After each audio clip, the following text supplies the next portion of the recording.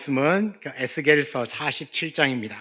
에스겔 47장 1절에서 12절, 구약 성경 1227쪽, 1227쪽까지 27쪽쯤에 있습니다. 에스겔 47장 1절에서 12절 말씀입니다. 우리 함께 한번 합독하겠습니다. 그가 나를 데리고 성전문에 이르시니 성전의 앞면이 동쪽을 향하였는데 그 문지방 밑에서 물이 나와 동쪽으로 흐르다가 성전 오른쪽 제단 남쪽으로 흘러내리더라. 그가 또 나를 데리고 북문으로 나가서 바깥길로 꺾여 동쪽을 향한 바깥문에 이르시기로 본즉 물이 그 오른쪽에서 스며 나오더라.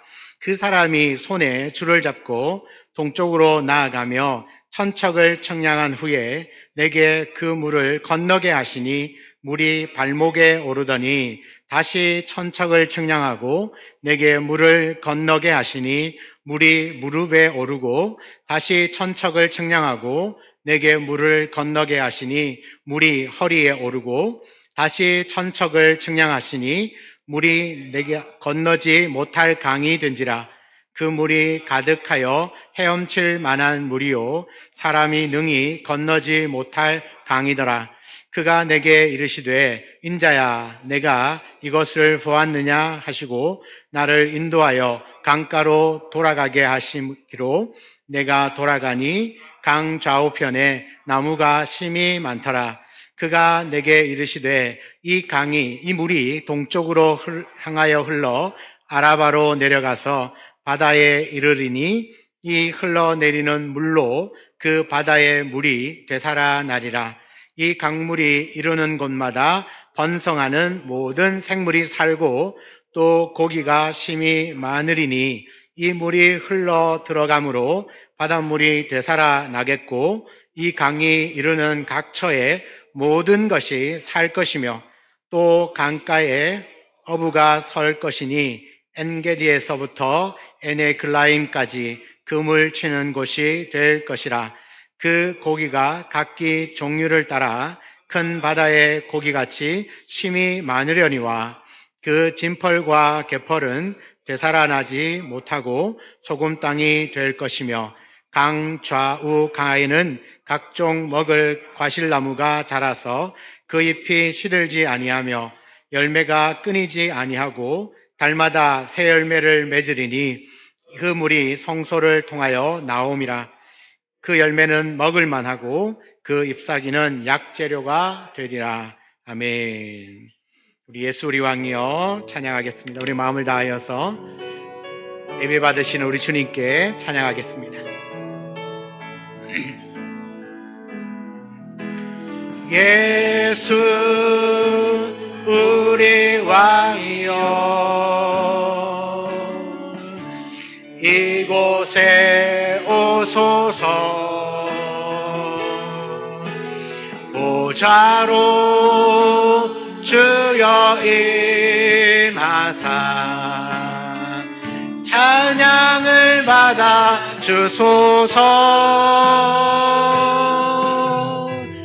주님을 찬양하오니 주님을 경배하오니 왕이신 예수여 오셔서 좌정하사 다스리소서. 주님을 찬양합니다. 주님을 찬양하오니 주님을 예배하오니 왕이신 예수여 오셔서 좌정하사 다스리소서.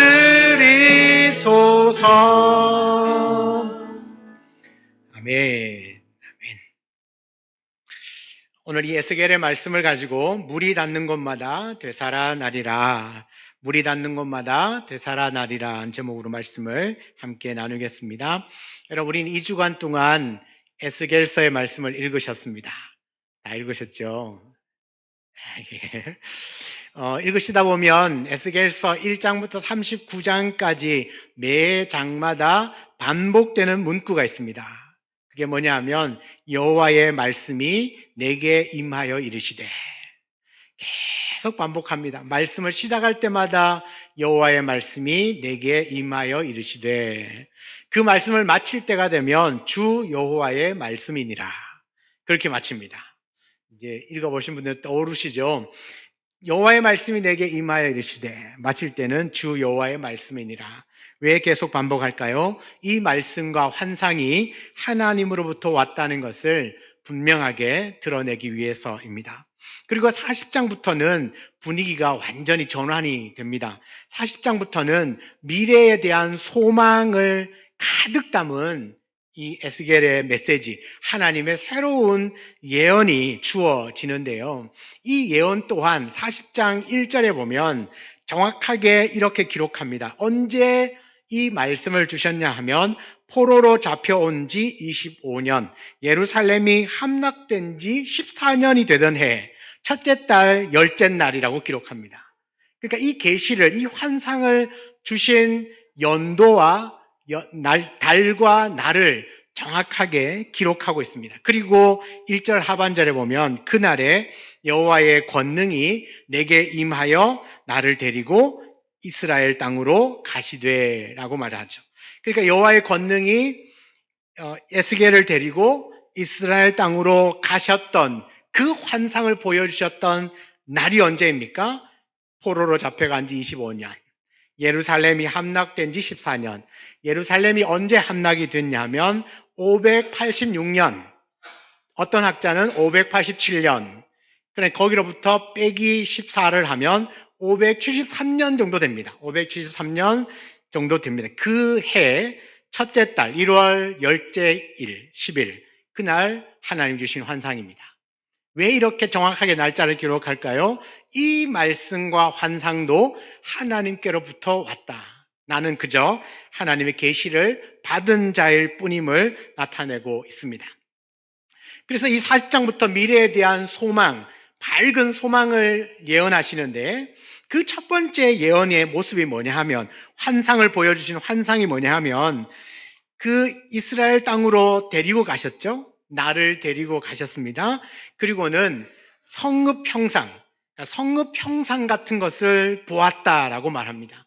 그러니까 예루살렘으로 데려가셔서 높은 곳에 나를 데리고 갔는데, 거기서 성읍 형상 같은 것 하나를 보았어요. 그리고 그곳에 어떤 한 사람을 보았는데요. 표현대로 말하면 놋같이 빛난 사람, 놋같이 빛난 사람 하나가 손에는 삼줄을 잡고 한쪽에는 다림 측량하는 장대를 가지고 문 앞에 서 있는 것을 보게 됩니다. 지금까지는 여호와께서 말씀하시고 계속 하나님의 말씀을 전했고, 40장부터는 이 에스겔을 데리고 다니십니다. 이곳저곳을 데리고 다니세요. 그래서 40장부터 끝까지 말씀을 보면 반복되는 문구가 그가 나를 데리고 가시니, 그가 나를 데리고 가시니, 그가 나를 데리고 계시니, 계속해서 그가 나를 데리고 가셨다고 하는데, 그가 구체적으로 누구냐면 놋같이 빛난 사람입니다. 그가요, 에스겔에게 이런 말을 합니다. 인자야, 내가 내게 보이는 그것을 눈으로 보고 귀로 들으며 내 마음으로 생각할지어다. 그가 에스겔을 데리고 높은 곳에 올라갔습니다. 그리고 내가 내려다 봤더니만 어떤 성읍과 같은, 큰 성읍과 같은 형상이 있는 거예요. 본 거예요. 그리고 그 형상을 이렇게 쳐다보니까 그 문 앞에 누가 서 있는 겁니다. 에스겔의 표현으로 하면 놋같이 빛난 사람. 그 사람의 한 손에는 삼으로 만든 줄을 잡고 있고, 또 한쪽에는 측량하는 장대를 들고 있는 그 사람이 에스겔에게 말하는 거죠. 네가 보는 것, 네가 지금 눈으로 보고 있는 것, 귀로 듣는 것, 그것을 네 마음으로 생각하고, 그 다음에 내가 이것을 내게 보이려고 이리로 데리고 왔나니, 내가 보여주려고 여기 데리고 왔다. 그러니까 너는 본 것을 다 이스라엘 족속에게 전할지어다. 여러분, 에스겔이 본 것을 이스라엘 족속에게 전하게 하기 위하여서 오늘 여기로 데리고 왔다고 분명히 말합니다. 하나님이 말씀을 주십니다. 환상을 주십니다. 그 말씀과 환상을 전달하기 위하여 에스겔을 데리고 가셨습니다. 그리고 에스겔을 데리고 이곳저곳을 다니십니다. 그리고는 보여주십니다. 말씀을 들려주십니다. 그리고는 이야기를 하는 거죠. 네가 본 것, 네가 들은 것을 잘 생각해보고 그것을 이스라엘 족속에게 그대로 전해라. 그대로 전해라. 하나님이 말씀을 하시잖아요. 말씀을 하시는 누구를 통하여? 사람을 통하여 자기의 뜻을 알려주십니다. 그리고 하나님의 그 말씀과 뜻을 받은 사람은 그 뜻을 들었죠. 그리고 보았습니다. 그러면 생각해보고 보고 들은 대로 그대로 다른 사람들에게 전하라고 하는 것. 그것이 하나님의 뜻을 본 사람, 하나님의 말씀을 들은 사람이 가지고 있는 사명입니다. 오늘 에스겔의 사명이 뭐냐 하면 본 것, 들은 것을 생각해보고 이스라엘 사람들에게 전하는 것입니다. 하나님의 계시의 말씀을 전했습니다. 사람들이 다 알아들을까요? 못 알아듣겠죠. 그래도 본 사람은, 들은 사람은 전하는 겁니다. 여러분, 우리 성도들에게 주어진 사명도 마찬가지입니다. 어느 시대나 하나님의 말씀을 들은 사람, 말씀을 본 사람, 하나님을 경험한 사람은 본 대로 들은 대로 경험한 대로 전하는 사명이 주어진 줄 믿으시기 바랍니다. 그래서 여전히 우리에게는 이 에스겔과 같은 말씀의 전달자의 사명을 받으셨습니다. 그리고 교회는 이 전달자의 역할을 감당하는 공동체란 사실을 믿으시기 바랍니다. 많은 것, 특별한 것을 전하는 것이 아니라 내가 들은 것, 내가 경험한 것, 내가 본 것, 그것을 그대로 사람들에게 전하면 되는 것이죠. 이 역할을 너무나 기가 막히게 잘했던 한 사람이 있습니다. 요한계시록을 기록했던 사도 요한입니다. 계시록 1장을 한번 가보면 예수 그리스도의 계시라. 이 예수 그리스도의 계시는 하나님이 그에게 주셨다. 반드시 속히 일어날 일들을 그 종들에게 보이려고 천사들을 그 종 요한에게 보내어서 알게 하신 것이다. 하나님의 계시가 있습니다. 이 계시를 전하려고 합니다. 이 계시는 어떤 계시냐면 반드시 일어날 일이라는 거죠. 반드시 일어날 일, 속히 일어날 일들이에요. 이 속히 일어날 일들을 사람들에게 보여주기 위하여서 천사를 하나님이 보낸 거예요. 너 이 계시를 가지고 요한에게 가라. 그래서 요한에게 온 거예요. 요한이 해야 할 일은 이것을 전하는 거죠. 그래서 2절에 보면 요한은 하나님의 말씀과 예수 그리스도의 증거, 곧 자기가 본 것을 다 증언하였다. 그러니까 요한은 들은 대로, 본 대로, 경험한 대로 그대로 전했습니다. 그래서 뭘 썼습니까? 계시록을 기록한 거죠. 그의 사명을 완벽하게 수행한 사람, 그가 바로 사도 요한입니다. 근데 더 놀라운 사실은 이 말씀을 읽고 듣고 그 가운데 기록한 대로 지키는 자가 복이 있다고 말합니다. 여러분 보세요. 우리가 이 말씀을 들었지 않습니까? 읽지 않습니다. 읽고 듣고 경험했습니다. 그 사람이 복 있는 사람이래요. 근데 여러분이 듣고 보고 읽고 경험한 것을 또 다른 누군가에게 전하면 이 말씀을 또 들은 사람, 본 사람이 있겠죠. 그럼 그 사람에게도 복이 되는 것입니다. 그러니까 이렇게 해서 복이 흘러 가게 만들어가는 것. 이것이 바로 하나님의 방법이고 하나님의 뜻입니다. 이것을 위하여 우리가 부름을 받았습니다. 또 하나는요. 이 에스겔이 바라볼 때 그 문 앞에 서 있던 놋같이 빛난 사람은 도대체 누구일까? 놋같이 빛난 사람이라고 표현한 것을 봤을 때 정확하게 하나님은 아닙니다. 그러면 누구일까요? 이 놋같이 빛난 사람이 이 에스겔을 데리고 다닙니다. 여기저기 데리고 다닙니다. 그런데 이 공간의 이동이요. 여기 갔다 저기 갔다 합니다. 그러면 이건 인간은 아닌 것, 사람은 아닌 것 같아요. 그런데 이 에스겔을 볼 때는 사람처럼 보였다는 거죠. 그런데 그 형상이 놋처럼 빛났다라는 겁니다. 그러면 누구일까? 하나님의 명령을 수행하는 천상의 존재이다. 하나님의 명령을 수행하는 천상의 존재.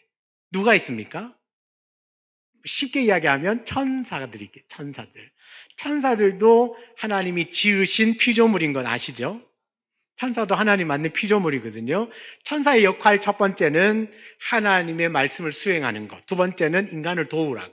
신약의 히브리서에 가면 사람을 돕기 위하여 천사를 만들었다고 그랬거든요. 천사는 역할은 그렇습니다. 그러니까 하나님의 명령을 수행하기 위하여서 이 만들어진 천사가 이 에스겔을 데리고 여기저기 다니면서 환상을 보여주시는 거죠. 그런데 물론 천사이긴 하지만 조금 더 큰 의미적으로 봤을 때 하나님이 에스겔을 데리고 다녔다고 해도 틀린 말은 아닙니다. 왜냐하면 이게 어쨌든 천사가 하는 일이나 하나님이 하고자 하는 일이나 동일한 일이기 때문에 하나님은 하실 수 있지만 대신 천사가 하는 것이니까 실제로는 하나님이 에스겔을 데리고 다녔다고 해도 틀린 이야기는 아니다라는 것을 이해하시고 말씀을 보겠습니다. 40장부터 쭉 그 다음부터 반복되는 문구는 그가 나를 데리고 여기저기를 다니시는데 첫 번째 가서 여기저기를 보게 하여 주셨던 그 장소가 어디냐면 성전이었습니다. 40장부터 나오는 성전입니다. 성전. 40장부터 46장까지 성전 구석구석을 데리고 다닙니다. 성전 안과 밖, 성전 뜰, 성전 문, 성전 안에 있는 성소와 지성소, 그 다음 제사장들의 방, 창고, 담벼락까지, 마당까지, 그 다음 모든 성전의 구석구석을 데리고 다니면서 다 보여주고 있습니다. 그렇게 보여주는 중에 우리 에스겔 43장에 가면요, 특별히 이 43장에 에스겔을 성전 동쪽 문으로 데리고 갑니다. 동쪽으로 난 문으로 데리고 갔는데 그곳에서 하나님의 영광을 봐요. 43장 2절에 보니까 이스라엘 하나님의 영광이 동쪽으로부터 오는데, 영광이 동쪽으로부터 옵니다. 하나님의 음성이 많은 물소리 같고 땅은 그 영광으로 말미암아 빛나니, 4절에 여호와의 영광이 동문을 통하여 성전으로 들어가고 영이 나를 데리고 안뜰에 들어가시기로 내가 보니 여호와의 영광이 성전에 가득하더라. 성전 안과 밖, 뜰, 벽, 방, 성소, 지성소 온 데를 다 데리고 다니시면서 보여주시고, 한 번은 동쪽 문으로 이렇게 나를 데리고 갔는데 그 동쪽 문으로 딱 데리고 가서 딱 봤더니 여호와의 영광이 동쪽 문으로 들어오시는 거예요. 들어오시면서 그 다음에 성전으로 들어갑니다. 에스겔도 성전에 들어갔더니 그 성전 안에 여호와의 영광이 가득했다는 겁니다. 가득했다. 그리고는 하나님이 에스겔에게 이런 말씀을 하십니다. 7절인데요. 이 43장 7절입니다. 그가 내게 이르시되 인자야, 이는 내 보좌의 처소요. 이 보좌는 하나님이 앉는 자리가 보좌입니다. 근데 지금 성전에 들어갔어요. 하나님의 영광이 성전에 들어갔습니다. 하나님 하시는 말씀이 이곳은 내 보좌의 처소다. 내가 앉는 자리를 여기에 두겠다. 내가 앉는 자리는 여기다. 내 발을 두는 처소다.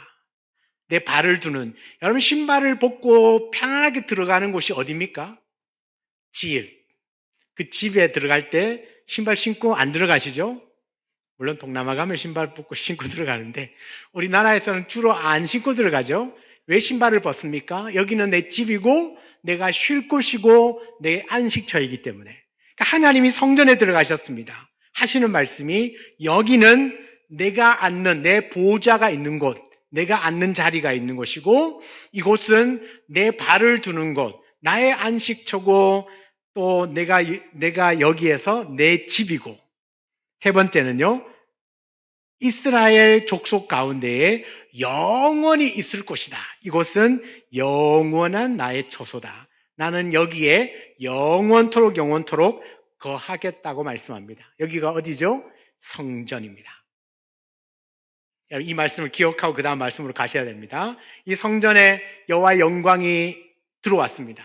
그리고 하나님의 영광으로 가득 채워졌습니다. 주님 하신 말씀이 여기는 내 보좌가 있는 곳이고, 여기는 내가 안식할 내 발을 두는 곳이고, 여기서 나는 영원히 난 여기에 거하겠다라고 말씀하십니다. 이곳이 어디라고요? 성전입니다. 그런데 이 성전으로부터 오늘 본문 말씀 보니까 여호와의 영광이 가득한 성전으로부터 이 성전에 이제 에스겔을 데리고 들어간 거죠. 이 성전을 가만히 보니까 거기 문이 있는데 문지방 아시죠? 문 밑에 문지방으로부터 물이 이렇게 흘러나오는 것이 보여요. 흘러나오는 물이 보였다는 겁니다. 그리고 이 물이 흘러나오니까 어디로 흐르나 이렇게 봤더니 물이 쭉 흐르다가 제단 있는 쪽으로 이렇게 흐르다가 제단에 가까워지자 오른쪽으로 꺾어서 물이 이렇게 흘러가는 것을 봤어요. 물이 나오네, 흘러가네 하고 있는데 나를 데리고 가는 그 사람이 이번에는 북문 쪽으로 나를 데리고 간 거예요. 북문 쪽으로 갔더니 거기에서도 물이 스며 나오는 겁니다. 자, 이 성전으로부터 물이 흘러나오니까 지금 여기 성전 중에서 어느 공간인지는 잘 모르시죠? 어쨌든 가운데서부터 물이 흘러나옵니다. 북문으로 갔으니까 물이 이렇게 퍼져나간다는 얘기죠. 흘러나옵니다. 북쪽 문에 갔더니만 물이 또 흘러나오는 거예요. 그러니까 물이 계속 흘러서 계속 퍼져나가고 있다는 것을 알 수 있겠죠. 그리고 이 에스겔이요, 안내하던 자와 함께 스며 나오는 물을 따라서 갑니다. 물이 어디로 흘러가는가 싶어서 쭉 따라가는데 오늘 성경에 보니까 1천척을 갑니다. 자, 1천척은 이거 대략입니다. 옛날과 지금은 이렇게 길이 재는 측량하는 것 자체가 다르기 때문에 대략 한 450m 정도 됩니다. 1천척이. 자, 1천척을 따라갔습니다. 그리고는 강을 건너라고 그래서 건너봤더니 물이 어디까지요? 발목에 차오르는 거예요. 그리고 난 다음에 다시 1천척을 나갑니다. 1천척을 갔더니 이번에는 물이 무릎까지 차오르고요. 다시 1천척을 나갔더니 이번에는 허리까지 차오르고 다시 1천척을 갔더니 이제는 내가 건너지 못할 강이 되었다. 건너지 못할, 사람이 능히 건널 수 없는 강이 되어버렸다라고 말합니다. 성전 문지방으로부터 흘러나오는 그냥 물이 처음에는 성전을 지나갈 때는 뭐 틈틈 사이에 스며 나오듯이 물이 나왔는데 천척을 지나가면서 점점점 물이 많아지는 거예요. 처음에는 발목, 무릎, 허리, 그 다음에는 내가 건너갈 수 없을 만큼 큰 강을 이루었다라고 말합니다. 그리고 이 에스겔을 안내하는 자가 에스겔에게 묻습니다. 엔자야, 잘 봤지? 얼마나 놀라겠습니까? 그죠? 물이 막 차오르니까 봤어요. 놀라지 마라. 아직 멀었다. 그러면서 이 에스겔을 데리고 그 다음에 그 강을 이루었다고 그랬죠. 그 강가로 데리고 갔습니다. 그 강가로 데리고 갔더니 오늘 본문의 7절에 보니까 강 좌우편에 나무가 심이 많더라. 이런 놀라운 일 아닙니까? 분명히 강이 없었습니다. 그런데 성전 문틈으로부터 흘러나오는 물이 계속 불어나더니 강을 이루었고 그 강 가까이에 가봤더니 강 좌우에 나무가 심이 많았어요. 그리고 오늘 읽은 본문의 12절에 가니까 그 나무들 중에는 사시사철 푸른 나무, 그리고 많은 열매가 맺는 과일나무, 매달마다 새 열매를 맺는 수많은 과일나무들이 거기에 자라고 있는 것을 보았습니다. 그리고 8절의 두 번째, 그가 내게 이르시되 이 물이 동쪽으로 향하여 흘러 아라바로 내려가서 바다에 이르리니 이 흘러내리는 물로 그 바다의 물이 되살아나리라. 여러분, 이 물이 강을 이루었는데 이 강물이 어디로 흘러갑니까?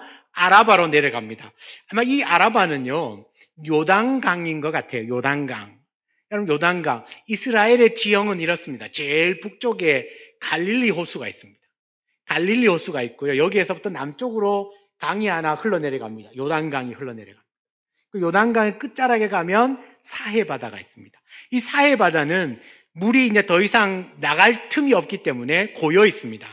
그래서 여기는 왜 바다라고 말하냐면 일단 넓고 이스라엘 사람들에게는 넓고 크면 바다라고 그러는 것 같아요. 그런데 왜 사해바다라고 하느냐면 여기는 고여 있는 물이다 보니까 물이 많이 증발하니까 염도가 굉장히 높습니다. 그래서 여기는 물고기가 살지 않습니다. 여러분 사해바다 가보셨잖아요. 그죠? 사해바다에 가서 수영 못하는 사람도 물에 들어가면 둥둥 뜹니다. 둥둥 뜹니다. 그만큼 이 염도가 높아요. 보통 바닷물의 한 5배는 높다고 그래요.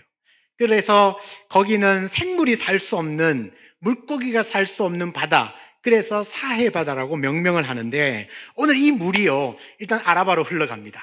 그러니까 요단 강물로 들어갔다는 거죠. 그래서 이 물이 흘러서 어디로 흘러내려갑니까?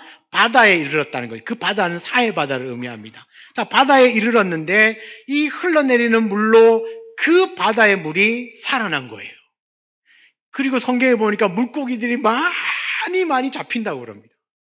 많이 잡히는 겁니다. 분명히 물고기들이 살 수 없는 사해바다였는데 성전에서 흘러나오는 이 물이 그 바다로 흘러 들어가니까 그 바다가 되살아나고 바다에서 살아야 되는 물고기들이 풍성해졌다.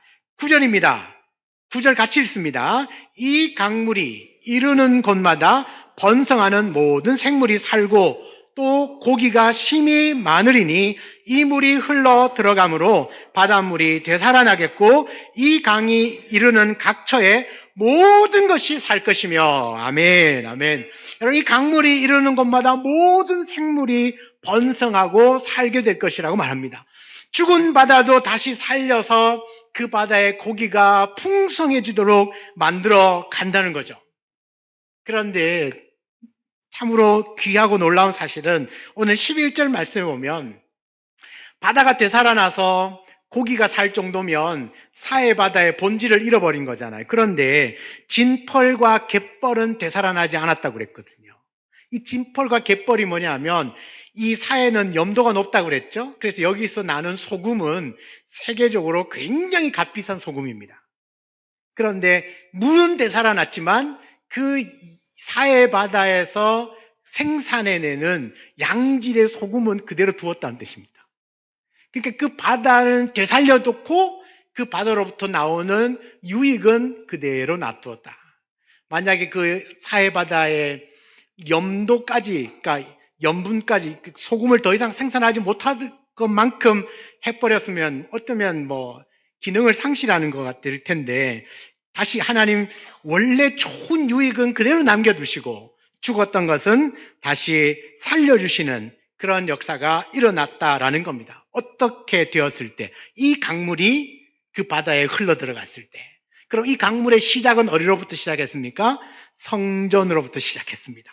오늘 12절에 보면 그 성전 중에 이 물이 성소를 통하여 나왔다. 제가 좀 전에 성전에서 흘러나왔는데, 성전 문지방으로부터 흘러나왔는데 시작이 어딘지는 안 나왔다고 그랬죠? 그런데 오늘 12절에 보니까 시작은 성소였습니다. 성소가 어디입니까? 하나님이 임재하시는 곳. 하나님으로부터 물이 흘러나옵니다. 하나님으로부터 물이 흘러나와서 온 땅을 뒤덮습니다. 큰 강을 이룹니다. 그 물이 닿는 곳마다 다 생명이 살아납니다. 죽었던 바다도 다시 살아나 물고기들이 풍성하게 됩니다. 그래서 가는 곳마다 모든 것이 되살아나고 그 강 주변에는 나무들이 자라기 시작하고 과일 나무에는 과일이 열리기 시작하고 과일이 열리면 수많은 동물과 사람들이 그곳에 몰려들겠죠. 그래서 그 풍성함을 먹고 마시고 즐기게 되는 것입니다. 그런데 이 모든 시작점은 어디로부터 시작됩니까? 성전, 그것도 성소, 하나님으로부터 흘러나온 그 물이 닿는 곳마다 새로움을 얻습니다. 여러분, 성전 문지방에서 흘러나오는 이 물은 처음에 시작은 스며들듯이 나온 물이 결국은 큰 강을 이룹니다. 여러분, 하나님으로부터 시작되는 것은 예수님이 비유하셨을 때 겨자씨 비유가 생각나십니까? 겨자씨 비유처럼 작게 눈에 보일 듯 말 듯한 작은 씨지만 이 씨가 땅에 뿌려져서 크게 자라요. 여러분, 겨자씨 나무 굉장히 큽니다. 큰 나무를 이루고 그 나무에 많은 새들이 깃든다고 그랬어요. 이 겨자씨 비유는 무슨 비유입니까? 천국 비유거든요. 천국은 마치 한 알의 겨자씨와 같은데 이 겨자씨가 볼 때는 작지만 나중에는 나무를 이루고 그 나무에 새들이 깃들 거야. 그러니까 이 천국을 누릴 수 있는 사람이 많아질 거야. 그런 뜻이잖아요. 그런데 오늘 이 강물 에스겔에게 보여준 환상을 가만히 보니까 시작은요, 물이 그냥 문지방으로 조금 이렇게 흘러나오는 것 같아요. 그런데 이 물이 점점 많아지고 강을 이루고 그 강 좌우에는 많은 과일 나무들이 생기기 시작하면서 수많은 사람들이 그 강가로 몰려와서 그 과일을 먹고 기쁨과 평안과 안식을 누리더라. 여러분, 하나님으로부터 흘러나오는 이 물을 모든 닿는 것마다 생명을 살릴 뿐만 아니라 바로 그 물로 말미암아 많은 사람들이 그 천국을, 그 하나님을 누리게 된다는 겁니다. 여러분, 이 말씀을요, 신약 성경에 오면 요한복음의 저자인 요한이 가장 충실하게 이 환상을 해석해냈습니다. 요한복음 4장에 사마리아 여인과 만날 때에 그 사마리아 여인에게 이런 말씀을 하십니다. 내가 주는 물은 영생하도록 솟아나는 샘물이 되리라. 이 우물물을 마시면 계속 목마르려니와 내가 주는 물을 먹으면 너는 영생하도록 솟아나는 샘물이 될 것이다. 더 이상 목마르지 않을 것이다 라고 말했어요. 근데 사람들은 모르죠. 이 물이 도대체 뭐냐? 나도 주세요, 나도 주세요 라고 말했겠죠. 그리고 난 이후에 예수님이 초막절 설교에서 그 물에 대한 의미를 해석해 주셨습니다. 시작은 이렇게 합니다. 누구든지 목마르거든 내게로 와서 마시라. 그리고 하시는 말씀이 나를 믿는 자는 성경의 이름과 같이 그 배에서 생수의 강이 흘러나오리라. 이는 그를 믿는 자들이 받을 성령을 가르쳐 말씀하신 것이라고 말합니다. 자, 예수님은 생수, 여기에 있는 물을 마셔라. 이 물을 마시면 다시는 목마르지 않고 영생하도록 솟아나는 샘물이 될 것이다. 이 물을 마시면 영생한다는 거죠. 영생은 죽음과 상관없잖아요. 우리 원래 죽을 수밖에 없는 존재이지 않습니까? 그런데 우리가 영생한다는 거예요. 무엇 때문에? 이 물을 마시게 되면 죽었던 자가 다시 살아나게 되는 겁니다. 사망이 아니라 영생을 소유하게 됩니다. 무엇을 하면? 이 물을 마시면. 이 물은 누가 주는 물입니까? 예수님이 주시는 물이에요. 하나님이 주시는 물, 하나님으로부터 흘러나오는 물. 이 물을 먹으면 너는 영생하게 될 것이다. 그런데 이 물은 어디에서 터쳐나오느냐 하면 예수님이 말씀합니다. 나를 믿는 자는 성경의 이름과 같이, 이 성경의 이름과 같이는 도대체 이 성경은 어디를 이야기할까요? 오늘 이 에스겔 47장입니다. 47장. 성경에서 말하고 있는 것처럼 그 배에서 생수의 강이 흘러나올 거다. 이 생수의 강이 어디로부터 흘러나옵니까? 그 배에서 생수의 강이 흘러나오는데 누구의 배에서 나옵니까? 나를 믿는 자는, 예수를 믿는 자의 배에 생수의 강이 나온다는 거죠. 이 생수의 강은 성령이라고 예수님이 해석해 주셨습니다. 질문하겠습니다. 여러분, 이 에스겔 환상 가운데 이 물의 시작점이 어디입니까? 성전이고 더 구체적으로는 성소죠. 자, 성전에서 이 물이 흘러나왔습니다. 그러면 이 물의 근원은 성전입니다. 그러면 이 물을 공급받으려면, 내 안에서 이 물이 흘러나오려면 내가 뭐가 되어야 될까요? 성전이 되어야 합니다. 내가 성전이 되어야 합니다. 우리가 어떻게 성전이 됩니까? 예수를 믿으면. 여러분, 예수를 믿으면 성령님이 내 안에 들어오시는 거잖아요. 성령님이 아니면 우리는 예수를 믿을 수 없거든요. 예수를 믿는다는 건 성령이 내 안에 계신다는 겁니다. 성령이 계시면, 성령은 하나님이시니 내가 뭐가 됩니까? 성전이 되는 거죠. 고린도전서 3장 16절에 보면 너희가 하나님의 성전인 것과, 고린도전서 3장 16절에 정확하게 얘기합니다. 너희가 하나님이 계시는 성전인 것과 하나님의 성령이, 너희가 성전인 것과 하나님의 성령이 너희 안에 계시는 것을 알지 못하느냐. 그러니까 성경은, 하나님은 우리가 예수를 믿으면 너희가 성전이 되었다고 말합니다. 그러면 이 성전으로부터 뭐가 흘러나옵니까? 성령, 물이 흘러나오는데 그 물이 곧 성령이라는 겁니다. 우리 안에 성령이 충만하게 역사하신다는 거죠. 그런데 이 물이 닿는 곳마다 모든 것이 살아나요. 그러니까 성령이 역사하시는 곳에 모든 것이 되살아난다는 겁니다. 여러분 생각해 보십시오. 성령이 내 안에 오셔서 내 안에 성령이 역사하시니까 저와 여러분의 영혼이 죽을 영혼이 살아난 거잖아요. 나는 지옥 가야 되지만 천국 백성이 된 거잖아요. 살린 겁니다. 나를 살린 거예요. 누가요? 성령이 나를 살린 거예요. 왜요? 이 물이 나에게 흘러와서 닿았다는 뜻입니다. 이 물이 나의 인생에 닿은 거예요. 성령이 여러분의 인생에 닿은 거예요. 그래서 여러분이 영생을 얻은 자로 살아난 겁니다. 그 전까지는 죽었었습니다. 그런데 이제는 다시 살아난 거예요. 그러니까 예전과는 내가 예수를 믿기 전, 성령을 받기 전의 삶과는 전혀 다른 삶을 살 수밖에 없어요. 왜요?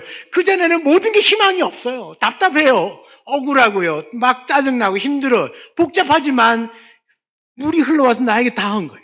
성령이 내 인생에 와서 닿았어요. 그러면 나는 아무리 거부해도 안 돼요. 살아날 수밖에 없어요. 모든 답답함도 사라지고 염려도 사라지고 죽음도 떠나가고, 그래서 우리에게 남는 건 오직 영생과 그 영생으로 말미암아 우리에게 주시는 놀라운 그 천국의 은혜를 풍성하게 누리는 것만 남아있습니다.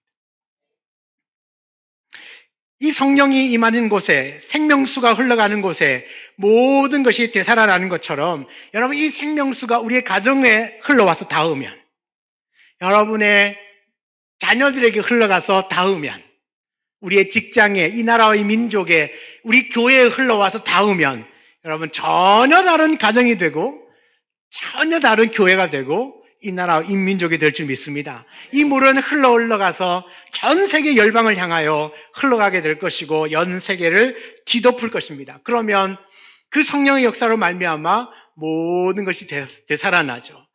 여러분 안에도 이 성령이 가득하시다는 사실을 믿으시기를 축복합니다. 그래서 우리가 인상을 쓰고 살 일이 없어요. 왜? 우리 성령이 우리 안에 계셔서 나를 되살려 줬는데, 어떤 걱정과 근심이 여러분을 짓눌러요? 어떤 문제가 여러분을 짓눌러요? 그러나 걱정하지 않으셔도 됩니다. 이 하나님으로부터 흘러나오는 물, 내 배에서 흘러나오는 이 생수의 강이 이미 여러분의 인생에 들어오셨고, 그 강물로 말미암아 나는 변화되어졌고 새 생명을 얻었고 다시 되살아났기 때문에, 여러분 우리의 인생은 쪼그라들고 주눅들고 찌들고 막 절망 가운데 있고 막 소망을 잃은 것처럼 인상 쓰고 살 그런 인생이 아니라는 거예요. 그냥 주름을 탁 펴셔야 돼요. 집에 가서 다림질 좀 하세요. 쫙 펴셔야 돼요. 그렇게. 왜요? 하나님이 나에게 새로운 생명, 되살아나게 하셨는데, 나를 살려주셨는데, 나를 거듭나게 해주셨는데, 새 인생을 살게 하셨는데, 그럼 뭐가 여러분 힘들게 해요? 아무것도 없어요. 그저 우리는 그 안에서 풍성한 열매를 맺고 기뻐하고 즐거워하고 그 감사를 누리면 되는 것입니다. 여러분 인사 나누었죠? 하나님의 은혜와 기쁨이 충만하기를 원한다고. 우리가 그 성령 안에서 살아가고 있기 때문에 우리의 삶에 누리는 건 그 은혜와 기쁨이고 평강인 거죠. 여러분 이 물은 성령이라 하셨습니다. 이 성령이 닿는 곳마다 살아나는 역사가 일어나게 될 겁니다. 불신자들에게 성령이 임하면 그는 신자가 될 것입니다. 예수를 알고 예배자가 될 것입니다. 예배를 멀리하던 사람에게도 이 성령이 닿으면 예배자로 변화될 것이고, 기도하지 않던 사람들에게 성령이 닿으면 기도할 마음이 불같이 일어나게 될 것입니다. 죽은 영혼이 새 힘을 얻게 될 것이고 싫은 영혼이 다시 회복되게 될 줄 믿습니다. 죽었던 영혼은 성령으로 말미암아 영생을 얻게 되기를 원합니다. 여러분 이 성령의 역사가 나에게 나타나고 우리 교회에 나타나고 여러분의 가정과 여러분의 직장과 여러분 자녀와 이 나라와 이 민족 가운데 충만하게 일어나기를 주의 이름으로 축복합니다. 성령의 능력으로 나의 삶의 모든 영역이 회복되어지길 원합니다. 이것은요 에스겔에게 보여주는 환상이지만 이것이 실제로 우리에게 다가온 거예요. 왜요? 우리에게는 정말 성령을 보내주셨으니까. 여기는 환상으로밖에 보여줄 수 없었지만 예수 그리스도를 통하여 우리에게 실제를 보여주셨잖아요. 이 물의 실제 성령님. 예수님이 십자가에서 죽으시기 전에 내가 가면 나 대신 또 다른 보혜사 보내줄게. 그 보혜사는 너희와 영원히 함께하고 너와 함께하고 너를 고아와 같이 버려두지 않을 거야. 근데 진짜 예수님이 십자가에 죽으시고 부활하시고 승천하시고 난 다음에 예수님이 성령을 보내주셨습니다. 그리고 그 성령은 정말 약속하신 대로 우리 안에 들어오셨고 지금도 우리와 함께 살아주고 계십니다. 그래서 우리 그 성령이 오심으로 말미암아 우리의 모든 것들이 다시 되살아나게 된 줄 믿으시기 바랍니다. 이 성령의 능력이 우리를 살리셨다면 우리 교회도 살리고 우리의 가정도 우리의 직장도 우리의 자녀도 이 나라 이 민족도 다시 되살려 주실 줄 믿습니다. 그래서 우리가 소망하는 것은 하나님 환상이 아니라 그냥 말씀으로 그치는 게 아니라 실제이신 성령을 우리에게 보내주셨으니 그 성령의 능력, 성령의 역사를 매일매일 경험하게 하시고 성령님과 함께 동행하는 그러한 믿음의 삶을 살게 하여 주옵소서. 그것이 저와 여러분의 매일의 기도의 제목이 되신다면 성령 하나님은 매일같이 여러분의 인생을 새롭게 또 은혜로 기쁨으로 평강으로 감사로 충만하게 역사해 주실 줄 믿습니다.